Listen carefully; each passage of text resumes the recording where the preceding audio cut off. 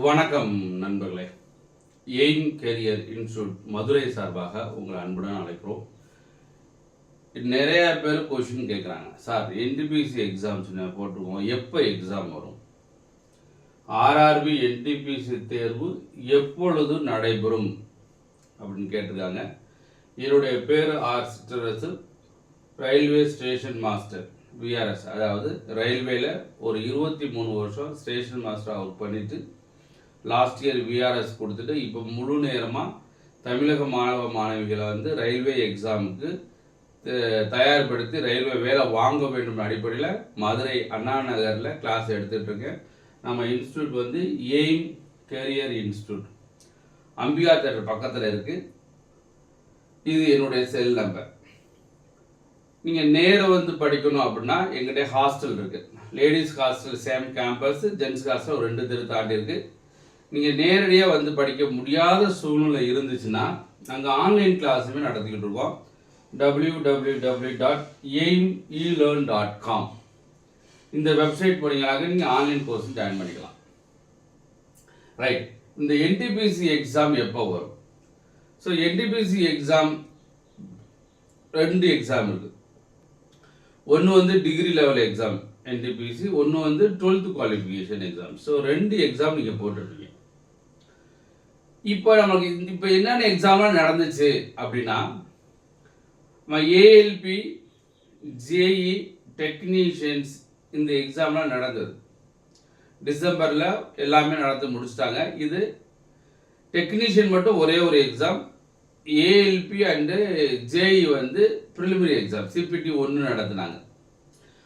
அந்த 2 எக்ஸாமுக்கு சிபிடி 2 நடத்தணும்.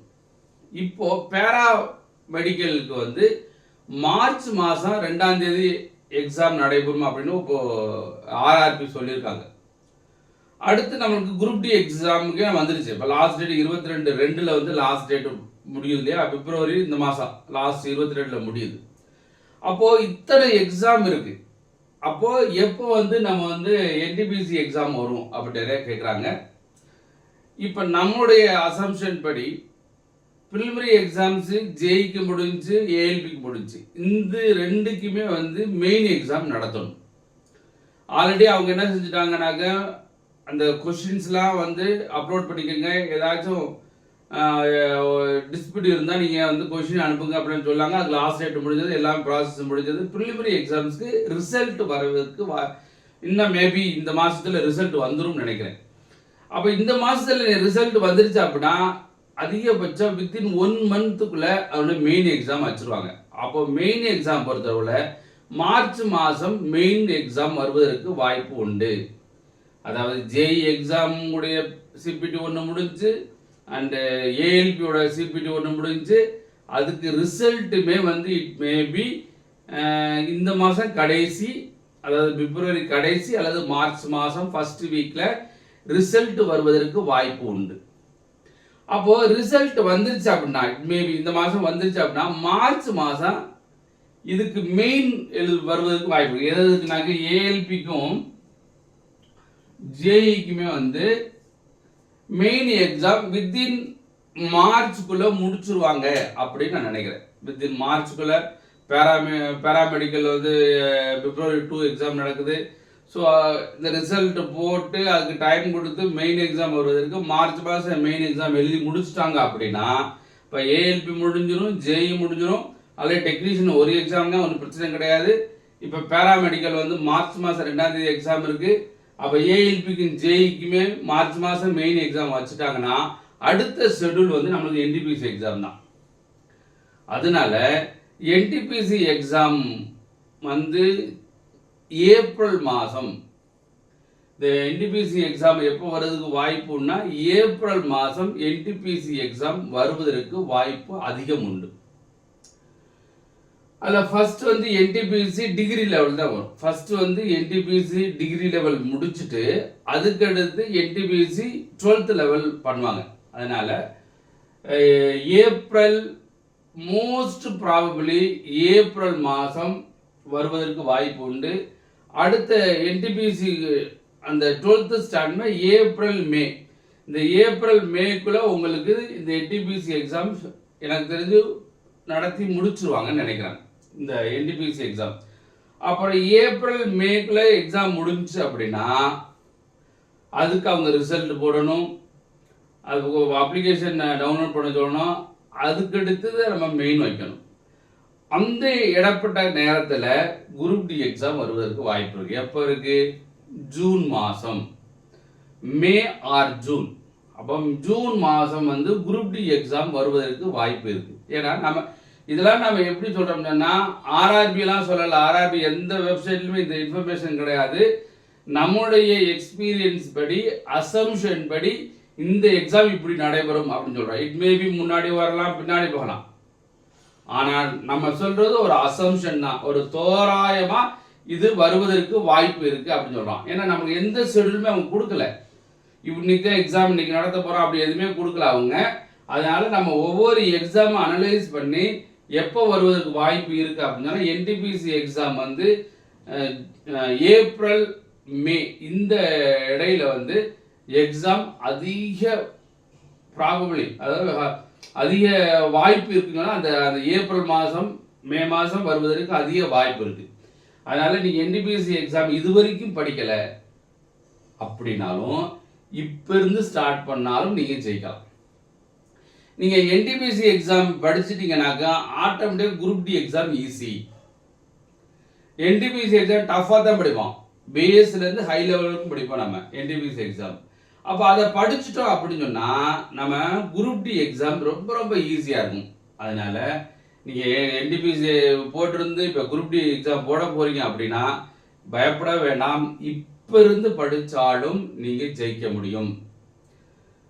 இந்த ரயில்வே எக்ஸாம் பொறுத்தவரை ஆல்ரெடி திரும்ப திரும்ப சொல்கிறேன், டிஎன்பிசி எக்ஸாமை விட ரொம்ப ரொம்ப ஈஸியான எக்ஸாம், ரொம்ப எளிது. கம்பேர் பண்ணாம டிஎன்பிசியை கம்பேர் பண்ண ரொம்ப எளிது. காம்படிஷன்ஸை பொறுத்தளவில் டிஎன்பிசியில் ஒரு 24,000 பேர் குரூப் டியில் போட்டாங்க அப்படின்னா இதில் கம்மியாக தான் போடுவாங்க. யார் போட்டியாளர்கள் அப்படின்னா வெளி மாநிலத்திலிருந்து அதிக பேர் இங்கே வராங்க. ஏன் வராங்கன்னா நம்மகிட்ட வந்து ஒரு ரயில்வே எக்ஸாமை பற்றி அவேர்னஸ் ரொம்ப ரொம்ப கம்மியாக இருக்குது. ரயில்வே எக்ஸாம்னால ஹிந்தி படிக்கணும், இங்கிலீஷ் படிக்கணும், எதுவுமே கிடையாது. தமிழ்லேயே எழுதலாம். ரயில்வே எக்ஸாம் எந்த எக்ஸாமை கூட நீங்கள் தமிழில் எழுதலாம். இன்டர்வியூ கிடையாது, எந்த ஒரு ஃப்ராடும் கிடையாது, யாரை பார்க்கணும் அவசியம் கிடையாது. ஆனால் கரெக்டாக உழைச்சா போதும். உழைப்பு இருந்துச்சுன்னா பெர்ஃபெக்டாக உழைச்சிங்கனாக்க உங்களால் வேலை வாங்க முடியும். அதனால் இந்த என்டிபிசி எக்ஸாம் வந்து டேட்டு மேபி ஏப்ரல் அவருக்கு தொடங்கி மே மாதம் வரைக்கும் வரதுக்கு வாய்ப்பு இருக்குது. இட் மேபி ஏப்ரல் வருவதற்கு வாய்ப்பு இருக்குது. குரூப் டி எக்ஸாம் ஜூனில் வரதுக்கு வாய்ப்பு இருக்குது. அதனால் படிக்காத நண்பர்கள், இது வரைக்கும் நான் படிக்கலை இனிமேலும் படிக்கிறேன் அப்படின்னு நினச்சிங்கனாக்க தாராளம் படிங்க. குரூப் டி எக்ஸாம் வந்து ஆல்ரெடி சொன்னதை பல வீடியோ சொல்லியிருக்கேன். மொத்தம் 32,500 போஸ்ட், அப்ராக்சிமேட்லி 32,500 போஸ்ட் இப்போ போட்டிருக்காங்க. இட் மேபி இது இன்க்ரீஸ் பண்ணுறதுக்கு வாய்ப்பு இருக்குது. ஏன்னா ஒவ்வொரு எக்ஸாம் போட்டு இன்க்ரீஸ் பண்ணியிருக்காங்க. கண்டிப்பாக இன்க்ரீஸ் பண்ணுறதுக்கும் வாய்ப்பு இருக்குது. ஏன்னா நம்மளுக்கு எக்ஸாம் வச்சு அதை ப்ராசஸ் பண்ணி உங்களுக்கு இன்னும் லென்த்தி ஆயிரம் வச்சுங்களேன், குறைஞ்சது 10 மாதம் ஆயிரும் ஒரு ப்ராசஸ் பண்ணுறதுக்கு. ஒரு எக்ஸாம் வந்து ப்ராசஸ் பண்ணி அந்த ரிசல்ட்டை கொண்டு வரேன்னு சொன்னால், அப்போது அந்த ரிசல்ட் வர முடியும் நம்ம கண்டிப்பாக வந்து போஸ்டிங்குமே இன்க்ரீஸ் பண்ணுறதுக்கு வாய்ப்பு இருக்குது. ஏன்னா நிறைய வேக்கண்ட் இருக்குது. அப்போது நம்ம என்ன செய்யணும் அப்படின்னா இதை தெளிவாக உயிரை கொடுத்து படிக்கணும். அதே நேரத்தில் நம்மளுக்கு வந்து இந்த குரூப் டி எக்ஸாமுடைய லாஸ்ட் டேட் வந்து 22/2/2025. ஸோ இந்த மாதம் 22ஆம் தேதி வரைக்கும் நம்மளுக்கு லாஸ்ட் டேட் இருக்குது. இதில் மினிமம் குவாலிஃபிகேஷன் 10 படிச்சிருந்தா போதும். 10வது படிச்சிருந்தா நீங்கள் மினிமம் குவாலிஃபிகேஷன் போதும். ஏஜ்மே வந்து நம்மளுக்கு எஸ்சி எஸ்டிக்கு வந்து 41 வயசு, ஓபிசிக்கு வந்து 39 வயசு, ஜென்ரலுக்கு வந்து 36 வயசு. ஏஜ்மே ஹை லெவல் ஏஜ்மே நிறையா இருக்குது. இப்போ ஏஜ் ஆனவங்களும் எழுதிக்கலாம். இப்போ அந்த மாதிரி வாய்ப்பு இருக்கும்போது அனைவரும் நிறைய பேர் அப்ளை பண்ண சொல்லுங்க. ஏன் அப்படின்னா வெளி மாநிலத்திலேருந்து ஆளுங்க வராங்கன்னு சொன்னால் நம்மகிட்ட ஆள் வந்து என்ன செய்யறாங்கனாக்கா அப்ளை பண்ணி போடுறது கிடையாது. அப்போ நம்ம அப்ளை பண்ணி போடலை அப்படின்னா நம்ம என்ன செய்வாங்க, அடுத்த மாநிலத்திலேருந்து வந்து படித்து வேலைக்கு வருவாங்க. அப்போ நம்ம என்ன செய்யணும்னா அதிக நபர்கள் அப்ளை பண்ண சொல்லுங்க. படிங்க, படித்து உயிரை கொடுத்து படிங்க. படித்தா கண்டிப்பாக ஜெயிக்க முடியும். இப்போ அந்த மாதிரி படித்தாலும் ஜெயிக்கும். அதே நிறைய பேர் என்ன செய்யும் அப்படின்னா ஒரு சாதாரண ஏதாச்சும் ஒரு வீடியோ அப்படின்னாங்க அதை ஷேர் பண்ணி லட்சக்கணக்கில் மில்லியன் கணக்கில் பார்க்க வைக்கிறீங்க. ஆனால் யூஸ்ஃபுல்லான இந்த மாதிரி ஒரு வீடியோவை நீங்கள் பார்த்த உடனே ஸ்கிப் பண்ணி பாருங்க. எத்தனை பேர் இருக்கீங்க பார்த்து என்ன சொல்கிறாங்கன்னு கேளுங்களேன்.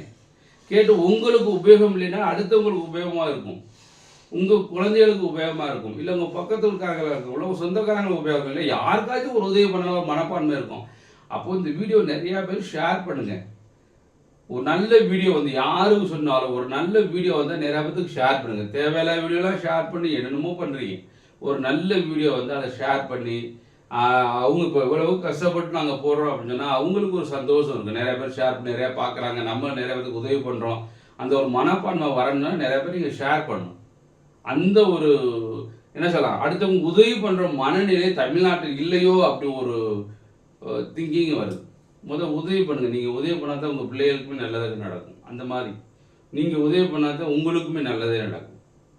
அந்த மாதிரி இருந்தால் தான் உங்களால் ஜெயிக்க முடியும். அதனால் இந்த வீடியோ நிறைய பேருக்கு ஷேர் பண்ணுங்கள்.